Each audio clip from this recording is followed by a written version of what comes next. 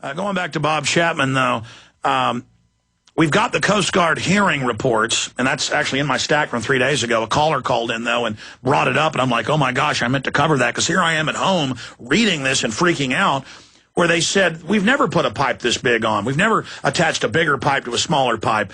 The Halliburton people were upset, saying this is going to blow up. The other engineers, the operators of the rig were upset. There were arguments, 2 weeks of actual screaming and yelling, and that it appears that BP, and this is on record, ordered them to do things that have never been done that they wouldn't do with a shallow, low-pressure well, and that everyone basically on the floating rig were just waiting for doom, and were sure doom was coming, and that's the headline. I can't actually quote. Will you guys reprint it? Because I thought it was in my stack. It was an Atlantic Monthly headline a couple days ago, because it was quoting the head of the rig as screaming at the BP executive, saying the rig is now on fire. I hope you're effing happy. And I don't normally say the ASS word or the F word here. The president's using it. Oil rig people are using it. It's like in a court. I'm just telling you what was said. And they're screaming at the BP people because whatever they were told to do, they just said, that's going to blow up.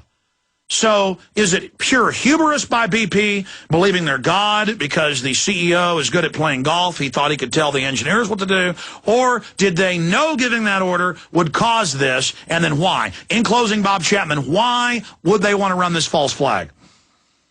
I think they want a distraction, and I think that North Korea was one.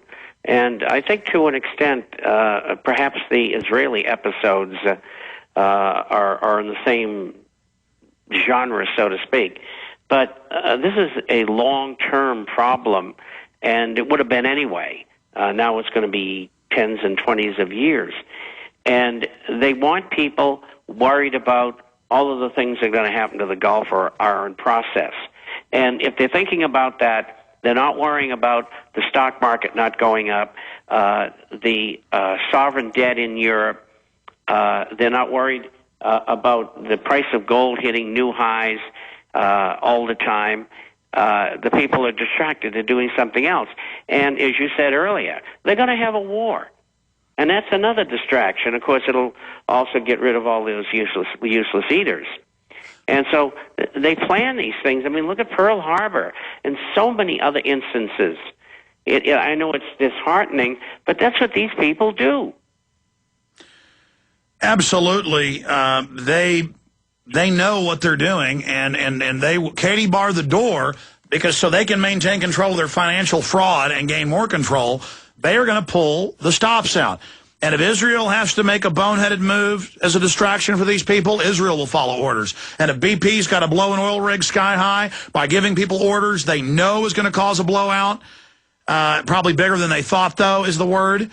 I love Lindsey Williams, but he says that the elite had a Ouija board and they were able to know this was going to happen, is why they pulled out. No, it's an inside job. That's what all the evidence points at. And it's just getting more and more crazy from here. Bob, I hope we're still here next week. Lord willing, we love you. TheInternationalForecaster.com. If folks want to get a free complimentary copy, they can go there and sign up. It's invaluable.